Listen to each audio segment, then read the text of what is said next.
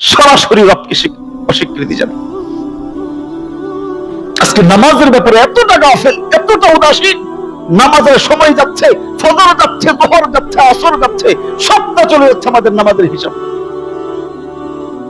ইবলিস করছে একটা সেজদা। আমাদের এখানে কেউ নাই যে সারাদিন নামাজ পড়ে নাই, একদিন নামাজ পড়ে না, এরকম লোক নাই আমাদের এখানে। আমরা যারা এক ওয়াক্ত নামাজ, শুধু ফজরের ওয়াক্ত নামাজ যারা নাকি পড়ি নাই, আজকে যারা ফজর পড়ি নাই, শুধু তারাই আল্লাহ তাআলার সামনে ফজরের 4 রাকাত নামাজের সেজদা কয়টা? 8টা সেজদা। তো আমি আপনি যে নাকি আজকে ফজরের নামাজ পড়ি নাই, ওই মানুষটা আজকে সকালে আল্লাহ তাআলার 8টা সেজদার সাথে নাফরমানি করছে। 8টা সেজদার সাথে নাফরমানি করছে যে আজকে ফজর পড়ে নাই। যেই মানুষটা একদিন নামাজ না পড়ে থাকে, একদিন মাত্র, একদিন নামাজ যেই ব্যক্তি না পড়ে, একদিনে আল্লাহ তাআলা 32 রাকাত নামাজ আল্লাহ আমাদের জন্য বিধান দিয়েছেন।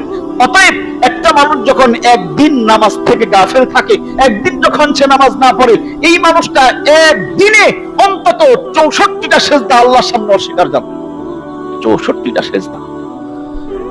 আমাদের এখানে অনেক মুসল্লি আছে সপ্তাহে নামাজ, শুধু জুমার নামাজ পড়ে, গত জুমায় নামাজ পড়ে গেছে, আজকে আসছে। যেই মানুষটা গত জুমা তো আজকের জুমা নামাজ পড়লো, এই মানুষটা এই এক সপ্তাহের সময়ে বেশি না, একটা না, দুইটা না, 100 না, 200 না, 448টা সেজদা আল্লাহর সাথে নাফরমানি করে আজকে আসছে। 448টা সেজদা আল্লাহকে দেয় নাই, এই মানুষটা আজকে মসজিদে আসছে।